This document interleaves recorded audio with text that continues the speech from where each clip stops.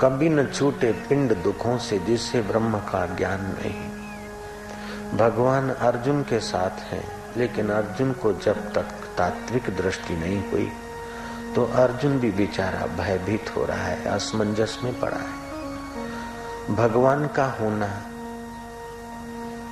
अच्छा तो है, लेकिन उससे भी ज्यादा होना भगवान की स्मृति का है।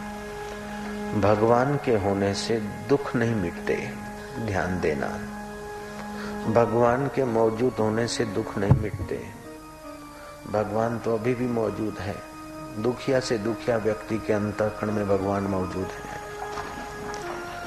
भगवान तो शाकुनी के आगे और दुर्योधन के आगे भी प्रकट रूप में थे। भगवान तो शूरपंखा के आगे भी राम जी प्रकट थे। शूरपंखा का काम नहीं गया, कैकेयी का क्रोध नहीं गया, मंथरा का कपट नहीं गया और दशरथ की लाचारी नहीं गई। भगवान तो साकार रूप में प्रकट थे ही। भगवान का होना अच्छा तो है, लेकिन भगवान के होने से भी भगवान तत्व का ज्ञान होना बहुत जरूरी है। भगवत तत्व की स्मृति होना बहुत जरूरी है। भगवान का होना इतना जरूरी नहीं है।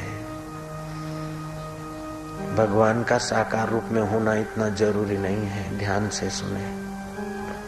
लेकिन भगवत तत्व का ज्ञान होना जरूरी है, भगवत तत्व की स्मृति होना जरूरी है। वो सत्संग से ही मिल सकती है। भगवत तत्व की स्मृति और भगवत तत्व का ज्ञान जब तक नहीं होता, तब तक दुनिया चाहे कितनी भी तुम बदल बदल कर संवार कर सुखी होने की कोशिश करो, लेकिन दुनिया तो कुत्ते की पूंछ जैसी है। खींच खींच कर सीधी रखो, जरा सा छोड़ो तो वही जलेबी चाप। जय राम जी की। कुछ लोग निर्धनता के कारण अपने को दुखी मानते हैं, लेकिन निर्धनता ही दुख का कारण नहीं है। धनी लोग भी तो दुखी पाए जाते हैं। कुछ लोग सत्ता विहीन होने से अपने को दुखी मानते, लेकिन सत्ताधीशों को भी दुखी पाया गया।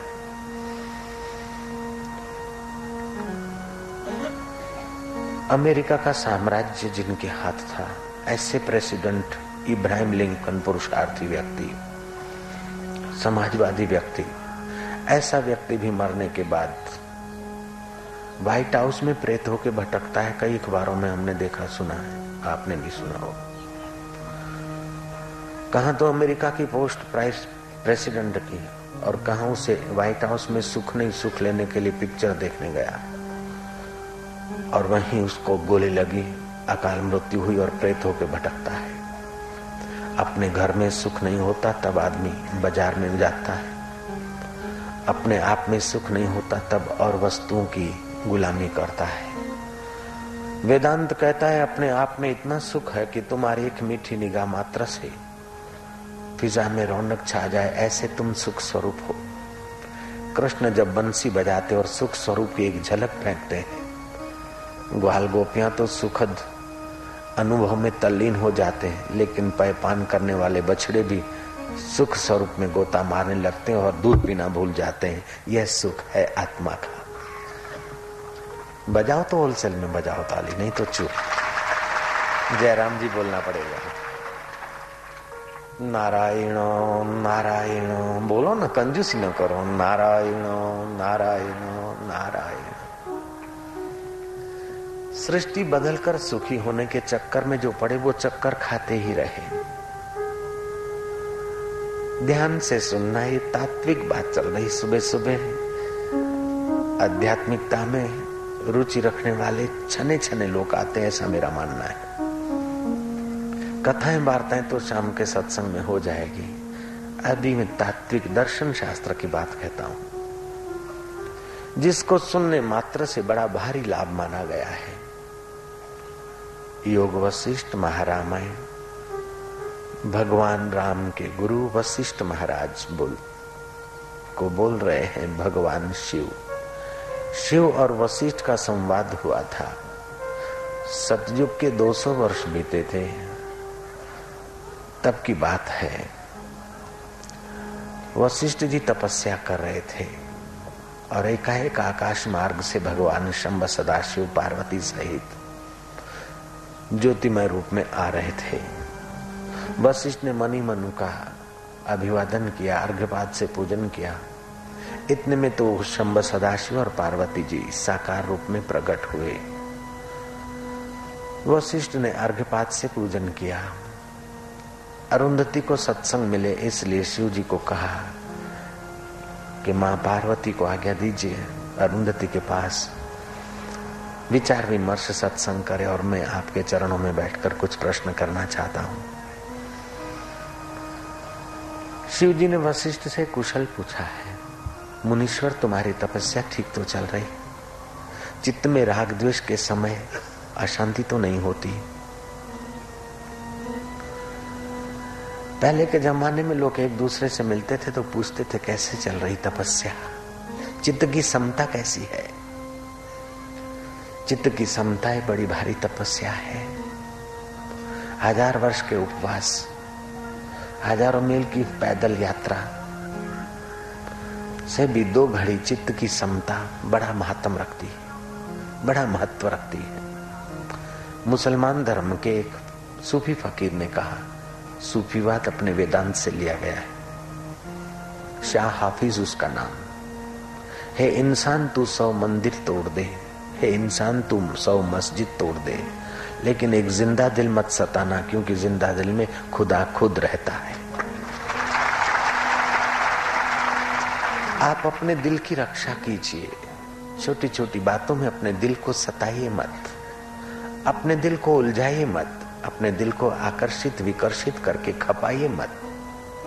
रक्षताम रक्षताम कोशानाम अपि हृदय कोशम। रक्षा कीजिए, रक्षा कीजिए, हृदय कोश की रक्षा कीजिए। तेन रक्षितम सर्वम रक्षितम इदम। उसकी रक्षा तुमने कर लिया तो सबकी रक्षा कर ली। अगर हृदय की रक्षा नहीं की तो तुमने जो भी रक्षित किया वो सारा तुम्हारे लिए मुसीबत पैदा करेगा। जाते समय चिल्लाओगे 4 मकानों का क्या होगा, 4 फैक्ट्रियों का क्या होगा, 4 पैसों का क्या होगा, 4 बच्चे बच्चियों का क्या होगा, थोरो कहीं वेगा, वो तो विचार कर अंदाता। रज्जब तूने गजब किया, माथे बांधा मोड़, आया था हरि भजन को चला नरक की ओर। पहले ये पूछते थे कि तपस्या कैसी है, चित्त की समता कैसी है। भगवान शिव वशिष्ठ से पूछते कि मुनीश्वर तपस्या कैसी, समता कैसी? वशिष्ठ जी कहते हैं, मुनीश्वर, हे भगवान शंभ सदाशिव, जो शिव स्वरूप का चिंतन स्मरण मात्र करता है उसको कल्याण स्वरूप शिव का प्रसाद मिलने से अशिव शरीर भी शिवमय होने लगता है, अशिव मन भी शिवमय होने लगता है। हे शंभ सदाशिव, आपका ऐसा सुमरन है। मुझे वृक्ष फल देते हैं, गंगा जी जल देती है और कुबेर के अनुचर यक्ष किन्नर मुझे विघ्न नहीं डालते हैं। लेकिन मुझे एक प्रश्न है कि ऐसा कौन सा उपाय है कि कलयुग का व्यक्ति अल्प आयु, रुग्ण शरीर, मंदमत्या, मंदभाग्या, मंदभाग्य, मंदमति और मंद आयुष्य, अल्प आयुष्य वाला व्यक्ति भी अपने आत्मा परमात्मा को पाकर मुक्ति का अनुभव करे, सब दुखों से छूटे, मरने के बाद नहीं जीते जी। ऐसा कौन सा उपाय? भगवान शिव कहते हैं कि हे मुनि शार्दुल, सहस्त्र नेत्र वाला इंद्र भी वास्तविक में देव नहीं, यक्ष गंधर्व किन्नर अथवा 33 करोड़ देवता भी वास्तविक में देव नहीं। मुनीश्वर तुम भी देव नहीं, मैं भी वास्तविक में देव नहीं। वास्तविक में देव वो आत्मदेव है। उस आत्मदेव का ज्ञान, उस आत्मदेव को पहचानने की दृष्टि जो श्रवण कर लेता है और 13 निमेष भी उसमें विश्रांति पाता है तो उसे वाजपेय यज्ञ करने का फल होता है। 17 निमेष भी उस आत्मदेव में कोई विश्रांति पाले तो उसे राजसु यज्ञ करने का फल होता है। उस आत्मदेव की बड़ी भारी महिमा है। एक घड़ी 22.5 मिनट की एक घड़ी होती है। एक घड़ी भी उस आत्मदेव का श्रवण करके उसमें विश्रांति पाले तो उसे कई राजसु यज्ञ करने का फल होता है। एक मुहूर्त, 4 घड़ी का एक मुहूर्त, 8 घड़ी का एक पहर, एक मुहूर्त या एक पहर भी उस आत्मदेव का श्रवण करके उसमें विश्रांति पाए तो अश्वमेघ यज्ञ करने का फल होता है। हे मुनीश्वर, जिन संतों का दर्शन करने से संसारी लोग निष्पाप हो जाते हैं, जिन संतों का दर्शन और श्रवण करके पातकी से पातकी लोग भी निष्पाप हो जाते हैं, अपवित्र भी मन पवित्र होने लगते हैं, ऐसे संत भी उसी आत्म परमात्मा के स्वरूप का अनुसंधान करते हैं, उसी के ध्यान में मग्न होते हैं। अर्थात उस आत्मदेव का ध्यान पवित्र करने वालों को भी पवित्र करता है। और मुझे जो लोग महादेव कह रहे हैं, मैं भी उस आत्मदेव में निमग्न रहता हूं, इसलिए मेरा नाम भी महादेव है। और आदि नारायण संकल्प मात्र से सृष्टि का भरण पोषण करते हैं, उसी आत्मदेव की सत्ता से। ध्यान से सुन रहे, मैं उसीलिए आपको और सूक्ष्म बात बताता हूं। जगत को बदल कर, जगत को सुधार कर, संवार कर, आज तक कोई माई का लाल पूर्ण संतुष्ट और सुखी नहीं होगा। भागवत में कथा आती है कि भारतवर्ष का नाम अजनाब खंड था। नाभि राजा के पुत्र ऋषभदेव प्रकट हुए। सुदर्शन, शंख और त्रिशूल जैसे दैविक चिन्ह थे उनके हाथ पैरों पर। वो अति बुद्धिमान बालक होने से उसका नाम ऋषभ रखा गया। और इतना प्रतापी थे कि इंद्र भी उनसे होड़ करते थे। एक बार इंद्र ने उनका प्रभाव देखकर अनावृष्टि कर दी, बादलों को रोक दिया। ऋषभदेव ने अपनी योग शक्ति से अजनजाब खंड में वृष्टि कर दी। इंद्र ने अपनी कन्याओं को बिहा दी। ऐसे प्रतापी राजा अपने 100 पुत्रों को, जिनका एक प्रतापी पुत्र भरत, जिसके नाम से इस देश का नाम भारत पड़ा, 9 पुत्र योगेश्वर हुए, 9 पुत्र राजधर्म का अनुसरण करने वाले हुए और 81 पुत्र होम हवन यज्ञ याग आदि करके क्षत्रिय में से ब्राह्मण पद को पाए। उन पुत्रों को उपदेश देते हैं ऋषभदेव कि हे वत्सो, हे पुत्रों, मैं ये राजपाट छोड़कर अपने आत्म कल्याण के लिए जा रहा हूं। जयराम जी की। जयराम जी बोलने में कंजूसी मत कर, जो अंदाता। अपने आत्म कल्याण के लिए मनुष्य जन्म हुआ है। हमारे पास तो एक प्लॉट होता है ना मकान का, 2 प्लॉट आ जाए तो हा हा हा, 4 हो जाए तो ओहो हो, और हाउसिंग बोर्ड के हम चेयरमैन हो जाए तो जयराम जी बोलना पड़ेगा।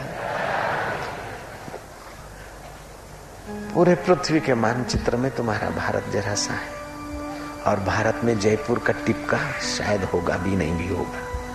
और उसमें तुम्हारा हाउसिंग बोर्ड अथवा उसमें तुम्हारा मकान, दुकान अथवा तुम्हारी ये बाजारें दिखती नहीं भाई साहब जयराम जी की। फिर भी इन बाजारों के दुकान, ये 2 दुकान मेरी है, 1 दुकान मेरा है। कहाँ तो आकाश को भी ढांपे हुए सच्चिदानंद स्वरूप तुम्हारा, और कहाँ हाड़ मास के 5.5 फुट के इस लोथ को मैं और मेरा मानकर सारी जिंदगी खपा देते हैं। और जिंदगी खपाने के बाद भी कोई सार मिलता नहीं। मरते समय वही मुसीबत, टेंशन और कर्म को जंजाल।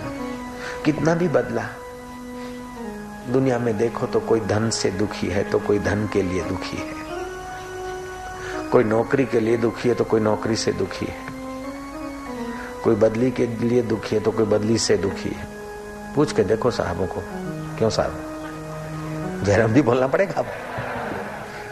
कोई बदली के लिए दुखी है तो कोई बदली से दुखी है, कोई पत्नी के लिए दुखी है तो कोई पत्नी से दुखी है, कोई पति के लिए दुखी है, लगन नहीं हो रहा है, तो कोई पतियों से दुखी है। मैं यहाँ तुम्हारे पक्ष की बात करके आऊं। कोई पड़ोस के लिए दुखी है कि एकलापन है, तो कोई पड़ोसियों से दुखी है। कोई बेटे के लिए दुखी है, छोरो नहीं हो रहा है, 1.25 पाव मिट्टी दे दो बाबा। 1.25 पाव क्या, जिनको 5 पाव है वे भी परेशान है। तू 1.25 पाव से क्या सुखी हो जाएगा? जयराम जी बोलना पड़ेगा क्या? कोई छोरे के लिए दुखी है तो कोई छोरे से दुखी है, कोई जमाई के लिए दुखी है तो कोई जमाइयों से दुखी है। अकबर ने पूछा बीरबल से कि बीरबल, निमक हलाल और निमक हराम की व्याख्या करो। बोले व्याख्या क्या करें अंदाता, मैं शाम को लिए आता हूं दोनों सैंपलों को, हाजिरा हजूर कर देता हूं। एक तो 6 फुटिया लड़का आया और दूसरा पूंछ हिलाने वाला। लालिया, हजूर ये लालिया है, रूखा सूखा रोटी का टुकड़ा खाता है और बिना कहे अपनी ड्यूटी संभाल लेता है।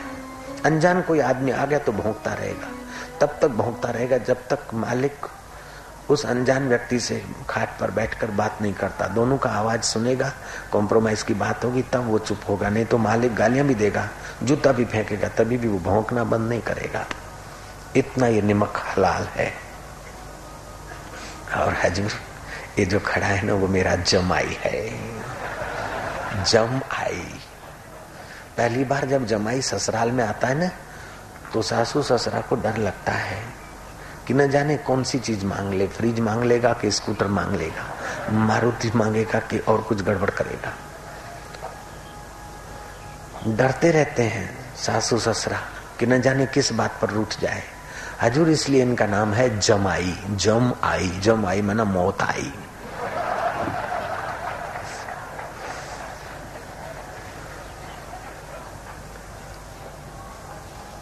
ये जमाई है, ये निमक हराम होते हैं।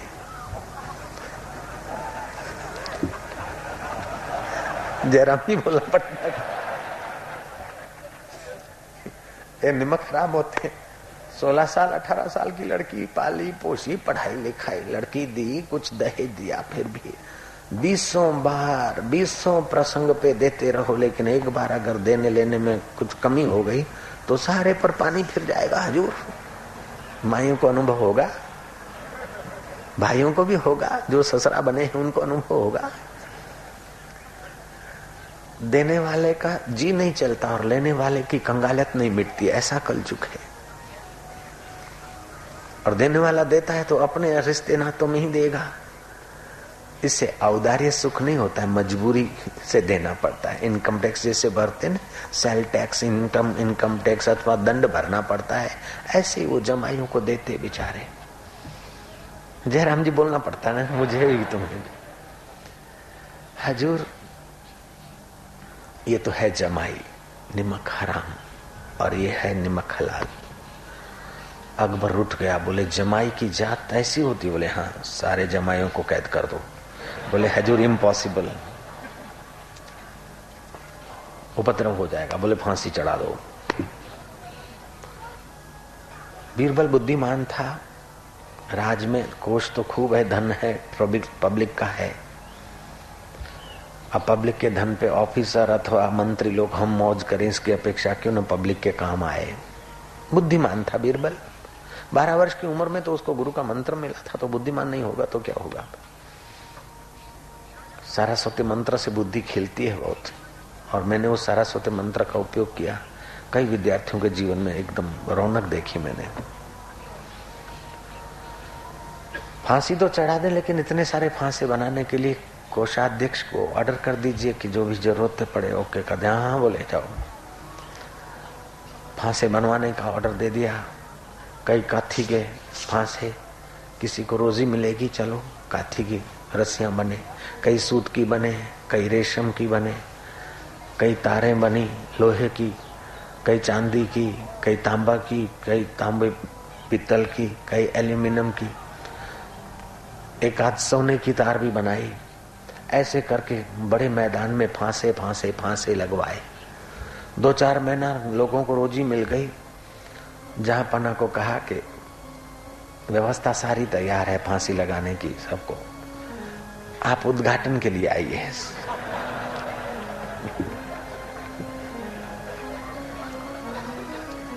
राउंड मार के आप सारी व्यवस्था देखिए, फिर ओपनिंग सेरेमनी आपके हाथ से होनी चाहिए। घूमते घामते देखा एक विभाग पूरा फांसे फांसे फांसे का ठीक है, फिर सुतली के, सूती के, फिर और कोई, फिर सण के। ऐसे करते करते लोहे के फांसे देखे, लोहे की तार वाले, तांबे के, पीतल के, फिर चम चम चमकती कुछ थोड़ी सी फांसियां चांदी की देखी। बोले ये चांदी की फांसियां इतनी महंगी क्यों, किसके लिए बनाई? बोले वजीरों के लिए, मंत्रियों के लिए, हम लोगों के लिए, हम भी तो किसी के जमाई हैं। ऑर्डर तो फिर ऑर्डर होता है, कायदा तो हर नागरिक को मानना पड़ेगा ना। हजूर हम भी किसी के तो जमाई हैं, इसीलिए फांसे हम लोगों ने अपने लिए बनवाए हैं। पास में एक फांसा चमचम चमक रहा था सोने का। बोले ये किसके लिए? ये बोले ये जहांपना के लिए, ये जहांपना के लिए। बोले हजूर जमाइयों को, ये कायदे की व्यवस्था है, जमाइयों को फांसी लगवा दो। तो जमाई तो आप भी हो गए किसी के। तो बोले अच्छा कायदा कैंसिल कर दो। कायदा बनाने वाले अगर अपने को वहां रखकर कायदा बनाए तो कितना अच्छा होगा। बिल्कुल बोलना पड़ेगा जयराम जी की।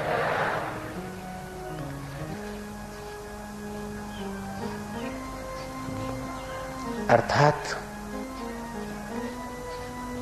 जो कायदा बनाने वाला है वो व्यक्ति जितना सच्चा होगा, कहने वाला व्यक्ति जितना ऊंचा होगा, जितना सच्चा होगा, उसकी बात का प्रभाव भी उतना पड़ता है। रामकृष्ण के पास एक बार माई गई किसी बेटे को लेकर, बाबा जी गुड़ खूब खाता है, इनको मना कर दो, ने आप बोलोगे तो छोड़ देगा। रामकृष्ण ने कहा नहीं, अभी नहीं, हफ्ता के बाद आना। हफ्ता के बाद माई लाई छोरे को। रामकृष्ण बोलते हैं बेटा गुड़ मत खाना। माई बोलती महाराज 4 कोस पैदल चल के आई, उसी दिन इतना कह देते तो क्या घाटा था। बाबा बोलते उन दिन में भी खा रहा था, मैं भी उन दिनों में गुड़ खाता था, इसको बोलना था नहीं खाना, इसलिए मैंने पिछले 8 दिनों से बिल्कुल छोड़ रखा है, इसलिए असर पड़ेगी। कायदे पर कायदे बनाए जाते हैं, न जाने कितनी व्यवस्थाएं की जाती है, लेकिन फिर भी दुनिया तो दुखी की दुखी है। और सच्चा दुख निवृत्ति का उपाय अधिक कायदे बनाना नहीं है, अधिक से अधिक सुख मिले और ओछी से ओछी मेहनत हो, ऐसी अंतर्दृष्टि जगने पर ही सारा जीवन सार्थक होता है।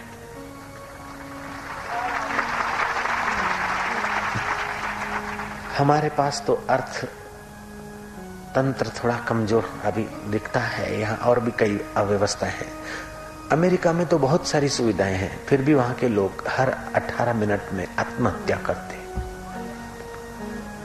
वहां का हर आदमी, मतलब हर 18 मिनट में एक आदमी आत्महत्या करता है, हर 28 मिनट में एक आदमी पागल बनता है, क्योंकि उन्होंने दृष्टि नहीं बदली, सृष्टि को बदल बदल के सुखी होना चाहते हैं। अब हमको दृष्टि बदलना और सृष्टि बदलना, ये दोनों में से किसको बदलना है ये समझ लें। मन हमारा वासना के अनुकूल है कि विचार के अनुकूल है? हमारा मन विचार के पक्ष में चलेगा तो दृष्टि बदलेगी, दृष्टि बदलेगी तो थोड़ी मेहनत से पूर्ण सुख मिलेगा। और हमारा मन वासना के पक्ष में है तो कितना भी सृष्टि बदली, अधिक मेहनत और अल्प हर्ष मिलेगा, और जितना हर्ष मिलेगा उतना अशांति और शोक भी मिलेगा। पाश्चात्य जगत का सारा आविष्कार शरीर को सुविधाएं देने में खप गया। फर्नीचर बदलो, गाड़ी बदलो, फैशन बदलो, हाउस बदलो, मोहल्ला बदलो, सोसाइटियां बदलो, यहां तक कि खाने की रीत भात बदलो, दोस्त बदलो, पत्नियां बदलो, पति बदलो, फिर भी वे अशांत और दुखी पाए जाए। डिस्को करते पत्नियां बदलते, पति बदलते। बदलो बदलो बदलो बदलो बदलो। वासना के पक्ष में मन होगा तो उसको बदलाहट चाहिए, और बदलाहट इंद्रियगत सुख है। वो जरा सा हर्ष देता है और गहरा शोक देता है, और विचार के अनुकूल मन चलेगा। तो हजार बदलाहटों में भी जो अबदल है उस पर निगाह जाएगी, और जो अबदल है वो आत्मा है, जो अबदल है उसका स्वभाव ही सच्चिदानंद है। सत्य, चित्त और आनंद। खूब ध्यान से आप सुन रहे हैं, इसलिए मैं आपको सूक्ष्म बात बता रहा हूं। इसको सुनने मात्र से बड़ा भारी पुण्य और बड़ा भारी ज्ञान प्रकट होता है हृदय में।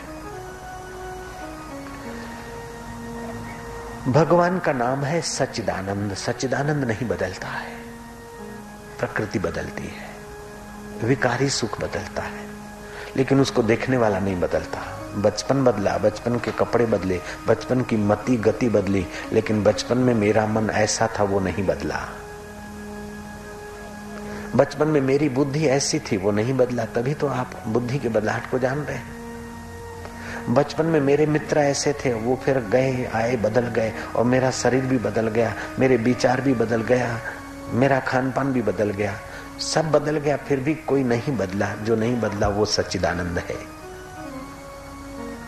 वह सच्चिदानंद है। नानक ने उसको कहा, मन तू ज्योति स्वरूप अपना मूल पिछान। कृष्ण ने कहा, मम वांशो जीव लोके जीव भूत सनातन है। वह सनातन अंश है।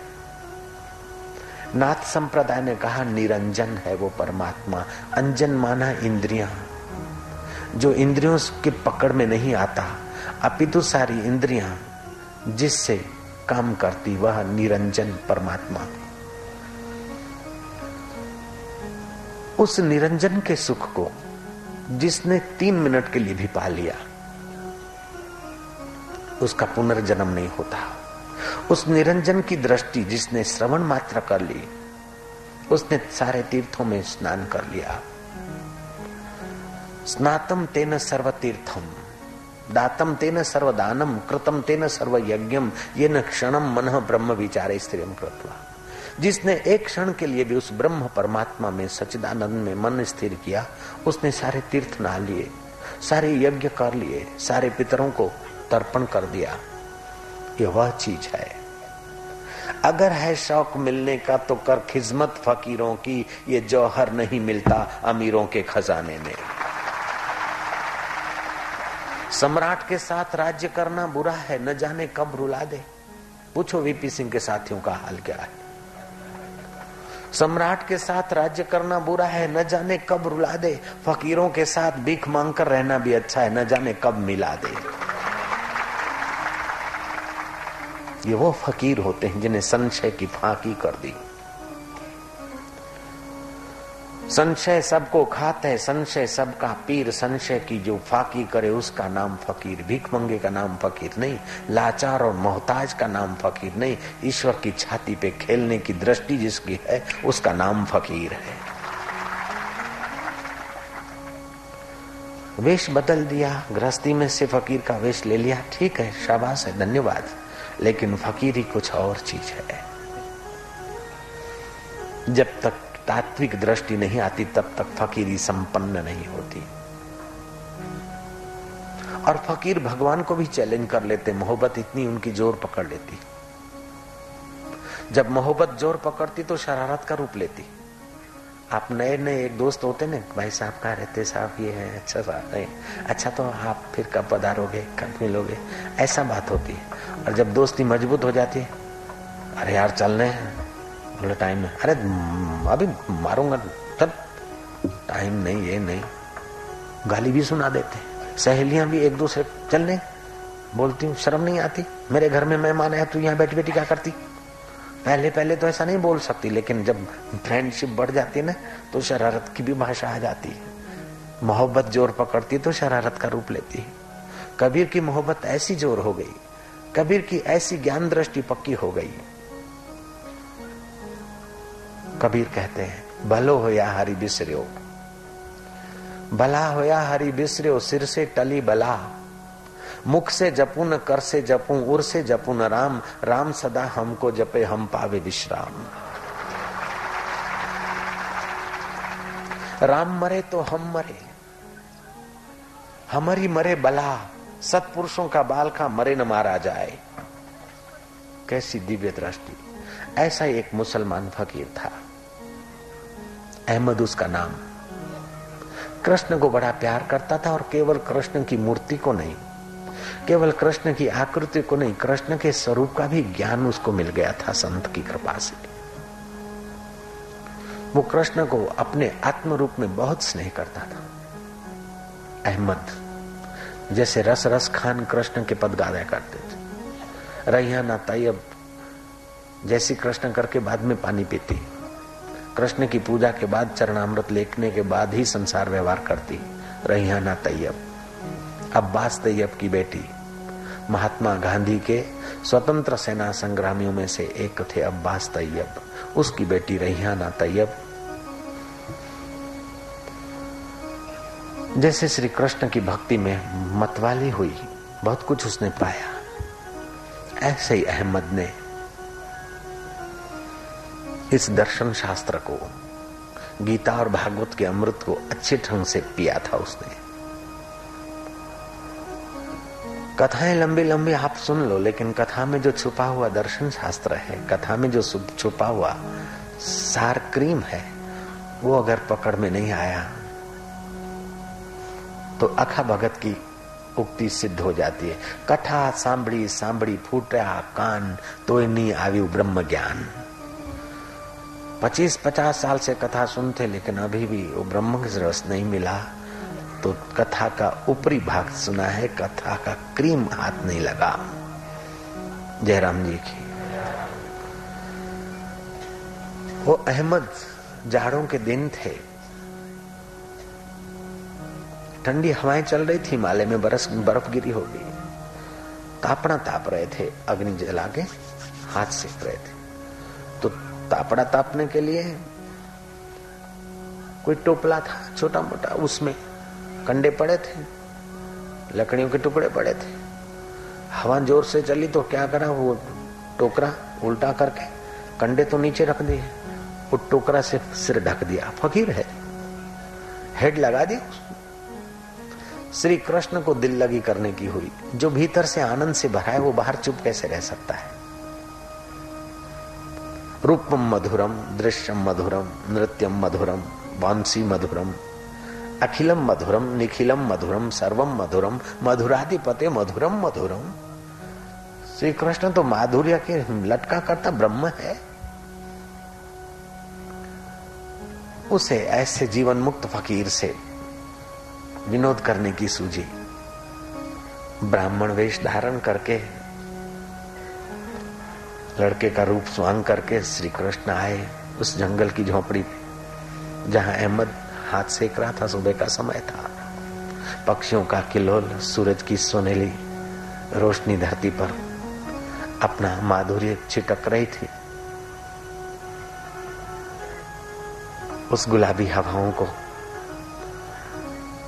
और भंवरों की मंडार को निहारते हुए अहमद भी तू ही तू गा रहा था। इतने में वो बालक आया। क्यों अहमद, गजब का टोपा पहना है। अहमद चौंके कि रूखा नाम लेने वाला ये कौन है छोरा। गौर से देखा, एक क्षण के लिए अपने विचार प्रधान चित्त में गोता मारा। अहमद को पहचानने में देर नहीं लगी कि क्यों अहमद बोलने वाला कौन है। अहमद समझ गया कि ये नटखटिया नागर, नटखटिया है का नहीं है। अहमद ने देखा जब यही मजाक करने आए तो अपन क्यों न उसमें साथी बन जाए। अहमद ने जाना अनजाना करके बोले क्या है। बोले अहमद टोपा कैसा पहना है। बोले टोपा ऐसा पहना है कि त्रिलोकी में किसी के पास न हो, ऐसा टोपा पहना है। तुम क्या समझते हो। बोले अच्छा, त्रिलोकी में किसी के पास नहीं। बोले नहीं, ऐसा टोपा अहमद के पास ही हो सकता है। दूसरा कोई माई का लाल ऐसा टोपा पहनने वाला आज तक तुमने देखा क्या? बोले अच्छा, बड़े जचते हो इस टोपे से। तो जचेंगे नहीं, हम नहीं जचेंगे तो क्या तुम जचोगे? अब देखो ये शरारत की भाषा है कि नहीं? वो जान रहे हैं अंदर से जिनको मैं तुम बोलना वो कौन है, लेकिन मोहब्बत जो है। अच्छा तो अहमद ये टोपा बेचोगे? बोले जाओ जी जाओ, टोपा खरीदने वाला कोई पैदा ही नहीं हुआ। अरे कंडे रखने का टोपा, वो खरीदने वाला कोई पैदा ही नहीं हुआ। नहीं, बोले नहीं। आखिर इस टोपे का मूल्य क्या है? बोले तुम्हारे पास देने को है ही नहीं, तो मैं बताऊं क्यों? है ना, पूरी शरारत है। तुम्हारे पास देने को है क्या? बोले तुम जो मांगो मैं दे सकता हूं। बोले जाओ जी जाओ, मांगो दे सकता हूं। तुम्हारे पास है ही नहीं इस टोपे की कीमत चुकाने जैसा कुछ भी नहीं। बोले मेरे को जानते हो? बोले हाँ हाँ जानता हूं अच्छी तरह। टोपा खरीदने चल पड़े भाई साहब सुबह सुबह। रास्ता नापो रास्ता। बोले अहमद टोपा खरीदने का मूल्य मैं नहीं चुका सकता हूं। बोले नहीं चुका सकते, नहीं चुका सकते। तू मुझे जानता है मैं कौन हूं? कि हाँ मैं जानता हूं। बड़े आए टोपा लेने के लिए, भीतर मुस्कान, चेहरा भी कुछ खबरें दे रहा है, लेकिन फिर भी वो हंसी को रोककर बड़े आए। टोपा खरीदने वाले, तुम्हारे पास है क्या? बोले तू जो मांगे उतने पैसे दे सकता हूं। बोले जाओ जी जाओ, तुम्हारे पास है ही नहीं टोपा की कीमत चुकाने का कुछ भी। कितनी कीमत? बोले तुम्हारे पास है क्या? एक तो ये लोग, दूसरा परलोक, दो ही लोग के मालिक हो तुम, उतने में टोपा नहीं बिकता है। ये क्या मोहब्बत है? ये मोहब्बत की बातें हैं औधव, बंदगी अपने बश की नहीं है। यहां सिर देकर होते हैं सौदे, आशिकी इतनी सस्ती नहीं है। प्रेम वालों ने कब किससे पूछा, किसको पूजूं बता मेरे ओधव। यहां दम दम पे होते हैं सिजदे, सिर घुमाने को फुर्सत नहीं है। ये मोहब्बत की बातें हैं। जब प्रेम शुद्ध रूप में होता है, प्रेम विचार के पक्ष में होता है, तो परमात्मा बन जाता है। और प्रेम वासना के पक्ष में होता है तो संसारी स्नेह बन जाता है। प्रेम न खेतों उपजे, प्रेम न हाट बिकाए, राजा चहो प्रजा चहो शीश दिए ले जाए। वो सिर अहम का सिर, वो अहम का सिर बनता है अज्ञान से और मिटता है ज्ञान से। इसलिए गीता कहती है यस्य ज्ञानमयम तपः, जिसका ज्ञान संयुक्त तप है। भागवत में एक बात ध्यान देने योग्य है। नारद जी लोकांतर की यात्रा करते करते, घूमते घामते देख रहे कि धर्म का ह्रास हो रहा है। अग्नि का धर्म है दाहकता। अगर अग्नि में से दाहकता चली जाए तो अग्नि का नाश समझो। बर्फ का स्वभाव है शीतलता। अगर बर्फ में से शीतलता निकाल दी जाए तो बर्फ नाश हो गई। ऐसे मनुष्य का स्वभाव, मनुष्य का धर्म अगर नाश हो गया तो मानवता नाश हो जाएगी। जहां तक कलयुग का प्रभाव, मनुष्यता का ह्रास हो रहा है, धर्म का ह्रास हो रहा है। धर्म का नाश पूर्ण नहीं हो सकता। धर्म का नाश हो जाए तो मनुष्यता ही नहीं रह सकती। धर्म का ह्रास होता है, उतार चढ़ाव होता है। तो नारद जी ने देखा कि धर्म का ह्रास हो रहा है। नारद जी बड़े दुखी हुए। घूमते घामते आखिर वृंदावन में पहुंचे तो नारद जी ने देखा एक बाई, उसके दो पुत्र मूर्छित पड़े हैं, वृद्ध है, लोगों से घिरी है। विलाप करती हुई बाई के निकट गए। उस बाई को नारद जी के दर्शन हुए, सांत्वना मिली। उस बाई की श्रद्धा हुई। बाई ने कहा महाराज आप ठहरिए, मेरी व्यथा सुनिए। वो बाई और कोई नहीं थी, भक्ति थी। उसके पुत्र थे ज्ञान और वैराग्य, वे मूर्छित पड़े थे। ज्ञान वैराग्य बेटे जो थे मूर्छित थे। अब यहां ध्यान देने योग्य बात है कि कुछ आचार्य और संत लोग बोलते हैं ज्ञान वैराग्य भक्ति का अंग है। तो कुछ बोलते हैं ज्ञान वैराग्य भक्ति के पुत्र हैं, कुछ बोलते हैं ज्ञान वैराग्य भक्ति का फल है। किसी भी दृष्टि से देखो, लेकिन ज्ञान वैराग्य चाहिए तो सही। जिसके विषय में भक्ति करते हो उसका ज्ञान नहीं तो भक्ति करने वाला कौन है उसका ज्ञान नहीं, भक्ति किसकी कर रहे हैं उसका ज्ञान नहीं, तो फिर भक्ति रोती रहेगी। जयराम जी की जिस मोह माया से, चिंता से और दुखों से, आसक्तियों से, प्रपंच से छूटना है उसका वैराग्य नहीं है, तो भक्ति बिचारी लाचार होकर रोती रहेगी। द्रविड़ देश में उत्पन्न हुई, कहीं पनपी, गुर्जर में अंगभंग हुई, यहाँ थोड़ी भक्ति, यहाँ तो मैं स्वस्थ हुई, लेकिन मेरे बेटे जो हैं ज्ञान वैराग्य मूर्छित हैं। महाराज मूर्छित और वृद्ध बेटों को देखकर मैं लाचार और दुखी हो रही हूं। नारद जी ने कहा तुम चिंता न करो, मैं तुम्हें जन जन में स्थापित करूंगा और तुम्हारे बेटों की मूर्छा हटाऊंगा।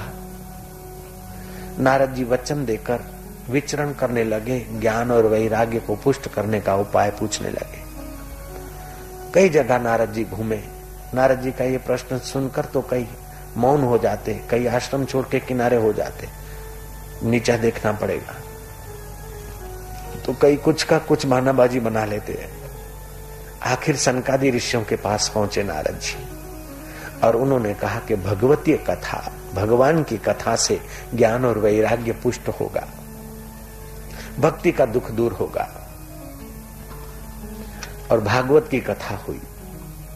भगवत कथा ही कथा। इंदिरा गांधी जहां सिर झुकाती थी, नेहरू जिनकी दुआ से सांत्वना और शांति पाते थे, ऐसी आनंदमयी मां जब संसार से जा रही थी, शरीर विलय कर रही थी आनंदमयी मां, उस समय खास अपने सेवकों को बुलाकर सार बात कही कि आश्रम का सेवा का कार्य भले करना तुम, लेकिन सत्संग के समय सेवा कार्य ऐसे ढंग से आयोजित करना कि सत्संग का समय चुक न जाओ।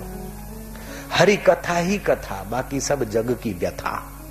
उस भाई ने सार बात कही, हरि कथा ही कथा, बाकी सब जग की व्यथा। मैं आपको कहूंगा, आप भी जयपुर में रहो, चाहे अजमेर में, चाहे बाहर से आए, कोई अहमदाबाद से, कोई दिल्ली के लोग बैठे, तुम दिल्ली में काम करो, चाहे जयपुर में, चाहे अहमदाबाद में, चाहे और गांवों देहातों में, देशों में, राज्यों में, लेकिन सच्चा काम तुम्हारा यह है कि जीवन की शाम हो जाए उसके पहले जीवनदाता से मुलाकात करा दे। ये काम तुम्हारा सच्चा है। कुटुंबी शमशान में ले जाए उसके पहले तुम्हें अंतर्यामी राम में ले जाए, ऐसा काम तुम्हें करना होगा। कान बहरे हो जाए उसके पहले तुम्हें अपना पता पा लेना होगा। अपने घर का पता तुम्हें पता नहीं। संसार तेरा घर नहीं, 2-4 दिन रहना यहाँ, कर याद अपने राज्य की, स्वराज्य निष्कंटक जहां।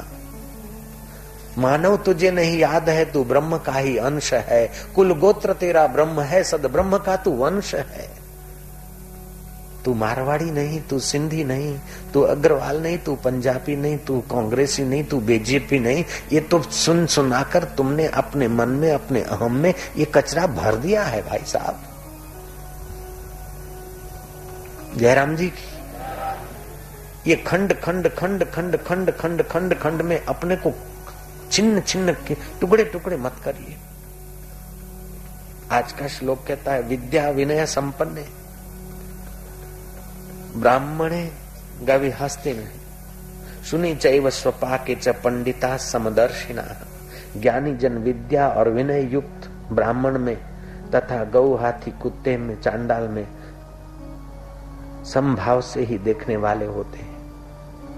शरीर के ढांचे अलग अलग, मन की वृत्तियां अलग अलग, बुद्धि के समझ और नासमझी अलग अलग, लेकिन उनकी गहराई में सब में एक, और सब में एक है, वही तू है।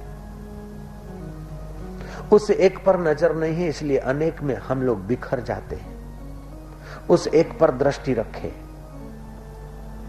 ब्राह्मण औरों से पृथक कैसे होता है? ब्राह्मण की विशेषता है, ब्राह्मण में 3 विशेषताएं चाहिए। एक तो जन्मजात शुद्धि, ब्राह्मणी के कुख से जन्मा।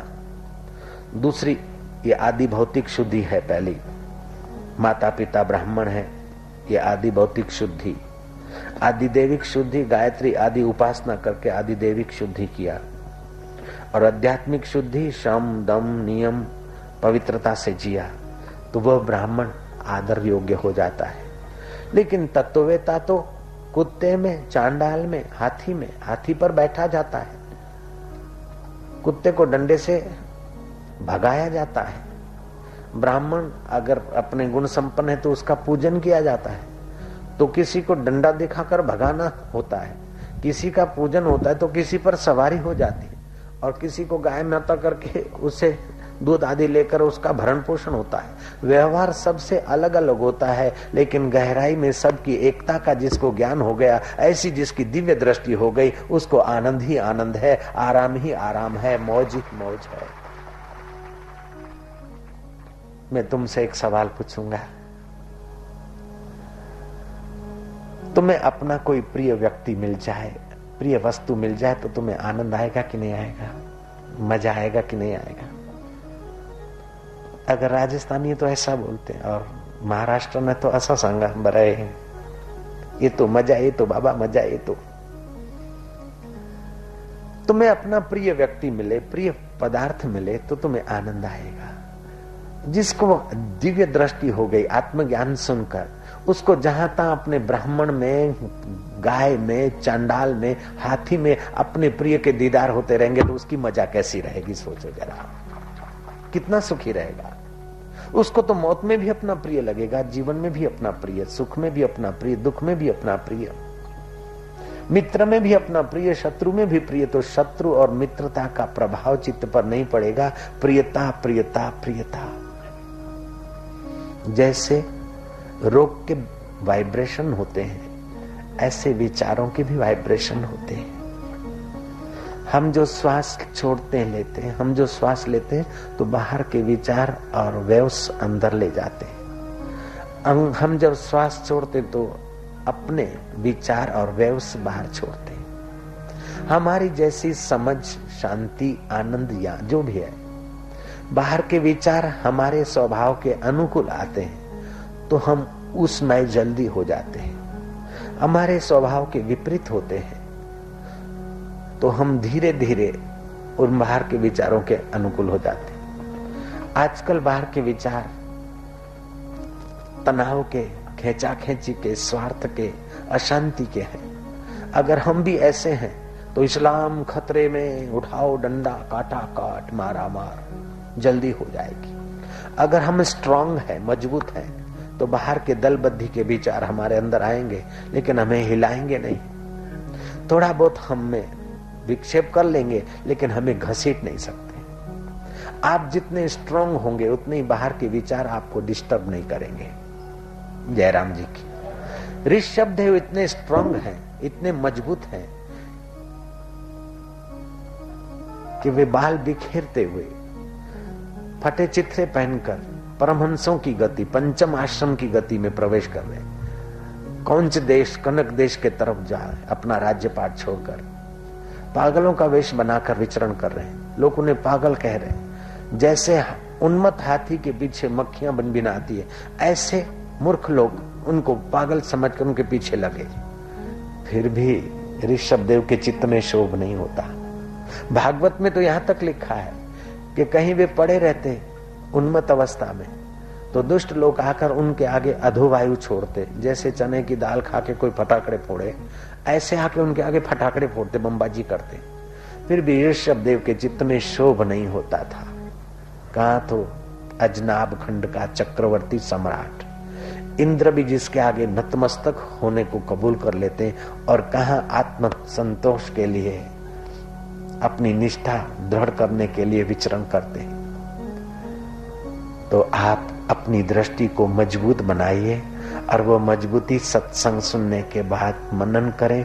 कभी मौका मिले 2-4 दिन एकांत में रहें, आपकी शक्ति बढ़ेगी, आपकी आत्मशक्ति का विकास होगा। नहीं तो जैसा खान पान होगा, जैसा श्वासोश्वास होगा, जैसा वातावरण वाइब्रेशन होगा, ऐसा हो जाएगा। मैं आपको अपनी बीती बात कहूं, प्राइवेट बात है। एक प्राइवेट बात कहना चाहता हूं, बोल दूं? किसी को बोलना मत। जयराम जी की मंडप तो बहुत बड़ा है, लेकिन बिठाने वालों ने ऐसी कंजूसी की कि जैसे वो पार्ले के बिस्किट के पैकेट होते ना, ऐसे बैठ गए सब। ये देखो वैंकुट भी भर गया है। बाहर का आदमी सोच नहीं सकता कि इतने हजार लोग बैठे हैं यहां, इतनी शांति। प्राइवेट बात बताता हूं, किसी को बोलना मत। मैं जब अपने कमरे में पूजा ध्यान करता तो ये तूफान उठता कि भगवान कैसे हैं और कब मिले, क्या क्या करूं। फिर 10 बज जाते, 10:30 बजते, 11 बजने को थे, भाई जरा ऊपर नीचे होते। 10 बजे, 9:30 बजे, 10 बजे दुकान पे आना चाहिए। 11 बज रहा भी यहाँ बैठा है, मैं जाऊंगा तो और देर करेगा। फिर माँ को बोलता है, ये करता। फिर जरा सा लाचार हमको उठना पड़ता था, भाई को बोलते थे मैं आऊंगा। कितने बजे आएगा? सब जाने का जी नहीं करता। जब जाते और उसकी गद्दी पे बैठते तो बोलता कि देखो फलाने 2 भाई हैं, मिलके किया तो इतने अमीर हो गए, आज तुम ध्यान नहीं देते। मेरे को लगता कि ये सही कहता है, अपने को भी अमीर होना चाहिए। लोभ आ जाता था। जब दुकान पे बैठता तो पिया कमाना चाहिए, ऐसा होता। फिर जब शाम को सत्संग में चला जाता तो लगता कि धत तेरे की 2 रोटी खाना है करके मरना। दिन में 3 निर्णय हो जाते। दुकान पे बैठता तो मोरा पिया कते है, भरे लावो के दंद चोखो करो, हरडे लगे ना फिटकड़ी, रंग चोखो आवे गए। रोज ना 1500 कमावे तो क्यों हो गए 2000 3000 आवे। 10 रुपया बेग पर 1 ट्रक बेचा तो क्या 2-4 ट्रकें रोज बेचनी चाहिए। उस जमाने में, जिस जमाने में सोना 130 रुपए तोला था, उस जमाने में 10 तोला 15 तोला सोना कमाना, आज का समझो 60,000 रुपए हो गए। फिर भी लगता था कि उच्चो लागे है। जयराम जी वो भाई ठीक कह रही है, दे मोरो ते मारा बाप रो थोड़ा में मारो भाग। मोरो जे धंधो ए तो चोखो है, थोड़ा हाथे साइड बिजनेस में भागीदारी करो तो ऑपे करो। एड़ा विचार आवे अंदाता होते हैं। जैसा वाइब्रेशन, जैसा संग, ऐसा रंग। इसलिए आपको ऊंचे से ऊंचा संग, ऊंचे से ऊंचे वाइब्रेशन पाने हो तो ऊंचे से ऊंचे जो भगवान है उनकी कथा, ऊंचे से ऊंचे जो भगवान है उनका स्वरूप, और ऊंचे से ऊंचे भगवान है उनका नाम, और ऊंचे से ऊंचे जो भगवान है उनका ज्ञान पाने से ही अपना ऊंचा जीवन होगा। नहीं तो बह जाएंगे, बिखर जाएंगे। मैंने ये बात भी सुनी है कि एक अगर कोई महापुरुष है जिसने ऊंचा अनुभव कर लिया है परमात्मा का, उसकी रेंज में एक आदमी चाहे 1 लाख आदमी हो अथवा 2 लाख आदमी हो, उसके जो वेव्स हैं बड़े पावरफुल होते हैं। उनकी निगाहों से बरसती हुई आध्यात्मिक वेव्स भक्ति का दान करते हैं। उनके अंतःकरण को छूकर जो आध्यात्मिक अनुभव आते हैं वो हमारे हृदय को स्पर्श करते हैं। इसलिए सत्संग सुनने से जो लाभ होता है वो लाभ तप से, व्रत से, उपवास से उतना बड़ा भारी लाभ नहीं होता। इसलिए तुलसीदास ने कहा होगा, 1 घड़ी आधी घड़ी आधी में पुनियाध, तुलसी संगत साधकी हरे कोटि अपराध, सियावर रामचंद्र की जय। तो वे लोग धनभागी हैं जिनको हरि कथा मिलती है। वे लोग बड़ भागी हैं जो 4 कदम चलकर कथा में जाते हैं। उनसे भी वे लोग ज्यादा भाग्यशाली जो औरों को भी हरि कथा के तरफ लाकर वातावरण के वैभव से दिव्य करने का ईश्वरी कार्य करते हैं। अपना चित्त तो पावन होता ही है, लेकिन दूसरों को भी जब इस रास्ते लाते हैं तो वातावरण में पावनता बढ़ती है। प्रदूषण निवारण योजना बहुत अच्छी, हवामान को शुद्ध करना चाहिए, लेकिन यह प्रदूषण निवृत्ति तो अच्छा है, लेकिन विचार प्रदूषण निवृत्ति नहीं होगी तो हवा के प्रदूषण की कितनी भी निवृत्ति हो जाए फिर भी अंदर में विचार प्रदूषित होंगे तो मार काट चलता रहेगा। तो जितना हवा की शुद्धि जरूरी है उससे ज्यादा विचारों की शुद्धि जरूरी है। आदमी बाहर से कितना मोटा ताजा तगड़ा हो, लेकिन उसके विचार शुद्ध नहीं है तो किसी समय भी वो अशांत, दुखी और रुग्ण हो सकता है। बाहर से कितना भी पतला, दुबला, चिकना, चपाटा चेहरा नहीं है, लेकिन उसके विचार शबरी और मीरा की नाई है तो वो खुद तो तरता है, औरों को तारता है, खुद तो सुखी रहता है, औरों को भी सुख में सहयोग करता है। सतरति लोकान तार्यति, सतृप्तो भवति, स अमृतो भवति, सतरति लोकान तार्यति। विवेकानंद कहते थे कि किसी आदमी को तुमने भोजन कराया, ये परोपकार है। 4 घंटे की भूख निवृत्ति हुई, तुमने अन्नदान किया, लेकिन उससे ज्यादा अगर तुमने 4 दिन तक उसकी व्यवस्था की तो ये परोपकार बड़ा है, और 4 महीने के लिए उसके दुख की निवृत्ति की तो ये परोपकार और भी बड़ा है। 4 साल के लिए तुमने उसके रहने जिमने की व्यवस्था कर दी तो 4 दिन और 4 घंटे की अपेक्षा दुख निवृत्ति जितना लॉन्ग टाइम होगा, जितना लंबा समय होगा, उतना ही परोपकार आपका बड़ा माना जाएगा।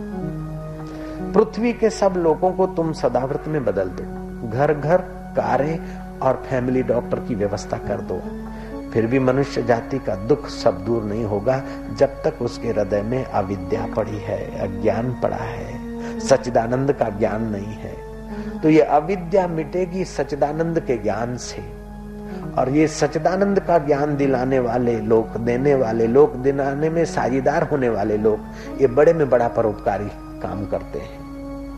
रोटी 4 घंटे की भूख मिटाती है, लेकिन जीवात्मा की तो अशांति की भूख सदियों की है। वो सदियों की भूख मिटाने का जो सत्संग देने में जो लोग निमित्त बनते हैं, वो भगवान और संत के देवी कार्य में जो निमित्त बनते हैं, वो भगवान और संत के देवी अनुभव में भी अधिकारी हो जाते हैं। वे बड़े भाग्यशाली हैं। अब आखिरी एक तात्विक बात। कथा के पहले दिन और इतनी शांति से और इतना लंबा समय बैठने वाले लोग